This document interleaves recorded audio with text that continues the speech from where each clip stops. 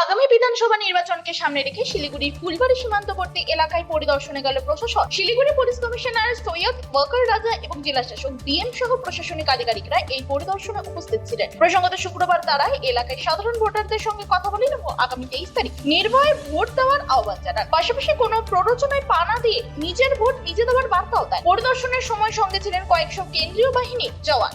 এলাকা জুড়ে route march করা হয় যেন সাধারণ মানুষের মধ্যে নিরাপত্তার বার্তা পৌঁছে দেওয়া হয়। এছাড়াও প্রশাসনের পক্ষ থেকে বিভিন্ন নির্বাচনী বুথ পরিদর্শন করা হয়। এদিন এই বিষয়ে পুলিশ কমিশনার সৈয়দ ওয়াকার রাজা বলছেন, শুনবো। আমরা আজকে কনফারেন্স বিল্ডিং মেজার্স করতে গেলে এই স্কুল এসেছি এখানে এবং লোকেদের সঙ্গে কথা বলেছি এবং আশা ওদেরকে ভরসা দিয়ে করেছি যে ইলেকশন খুব পিসফুলি হবে এবং কোনো ঝুটঝামেলা হবে না।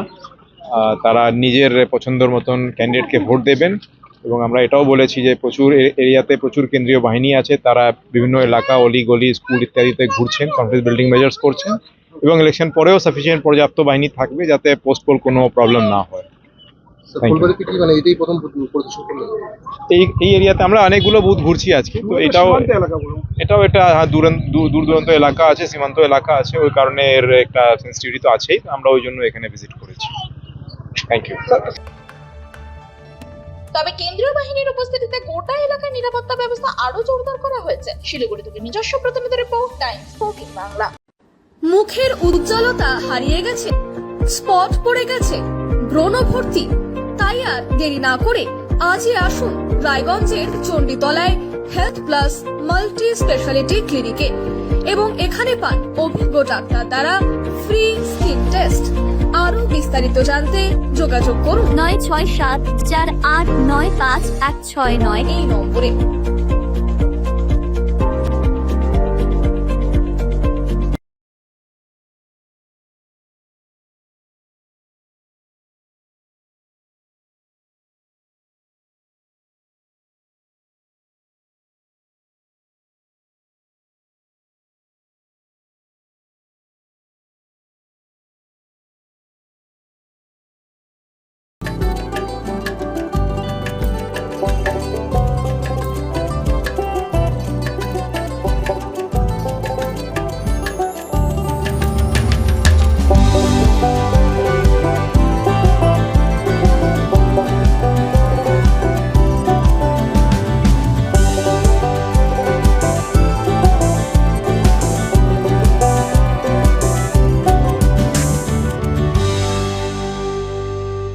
আরো নিত্য নতুন ভিডিও পেতে এবং তথ্য জানতে আমাদের ফেসবুক পেজকে লাইক ও ফলো করে রাখুন। সেই সঙ্গে টাইমস 14 বাংলার ইউটিউব চ্যানেলকে সাবস্ক্রাইব করতে ভুলবেন না।